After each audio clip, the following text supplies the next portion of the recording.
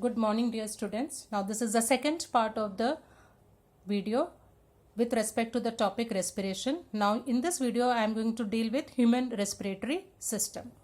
Now as I've told you in nutrition, the pathway of food. Now here this is the pathway of air which you take in. First it passes through the nostril, then it comes to the nasal cavity. Now this nasal cavity, as all of you know, we have small hairs in the nasal cavity which filter the air which we take in. So this hair present in the nasal cavity, it is actually trapping the dust particles or any microbes. So always it is advised that we should breathe in through the nostril, not through the mouth. Then the air reaches the pharynx, which is a common part in both nutrition as well as respiration. Then it comes to the larynx. Air comes to the larynx, which is the voice box. Then it comes to the trachea. Now very important, this trachea, it has rings of cartilage so that the trachea does not collapse in absence of air. Okay, so the presence of cartilage in trachea is very important, which prevents the collapsing of the air passage. Now this trachea, it divides into two tubes, that is bronchus, or plural is bronchi, which enters the lungs.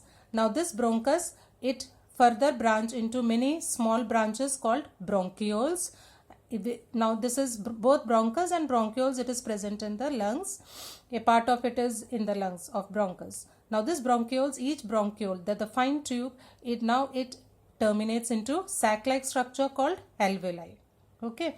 Now this alveoli, we have approximately over 300 million alveoli in each lung.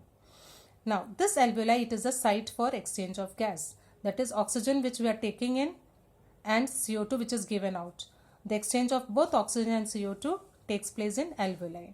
Now as in the previous video I have already mentioned that there should be three features in any respiratory organ.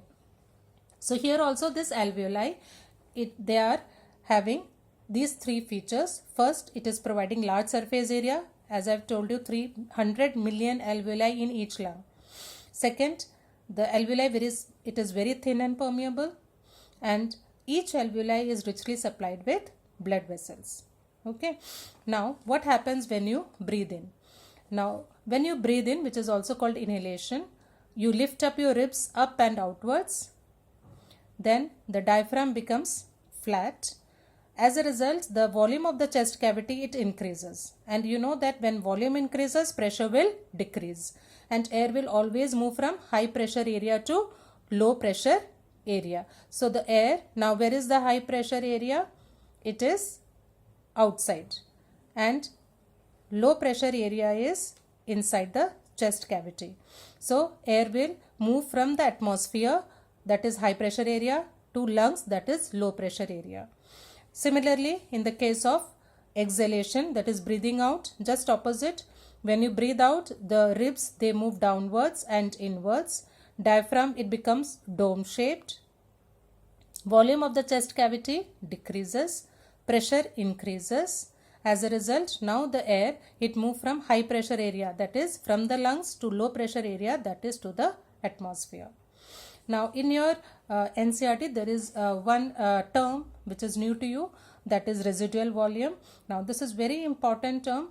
Now this is the amount of air which is always left in the lungs. Remember, lungs, they are never empty.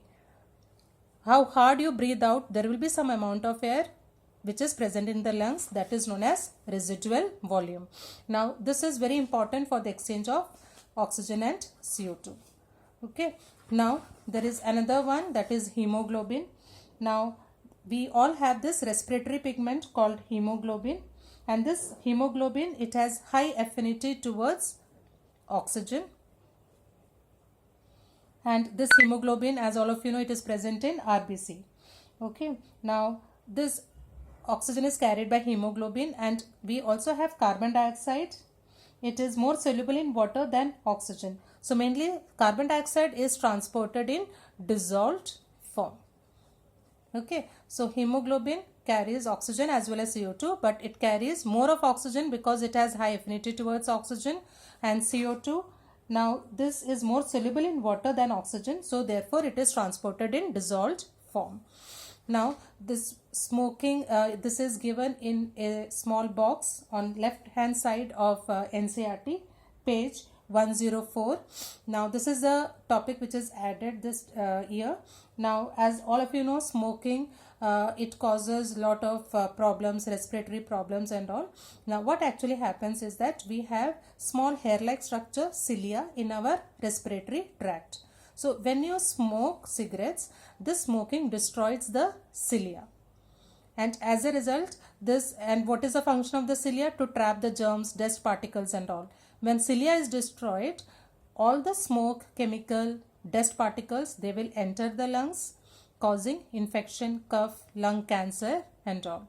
So it is always advisable, recommended that we should not smoke, because that leads to severe problems. So with this we have finished this second topic of respiration. Thank you.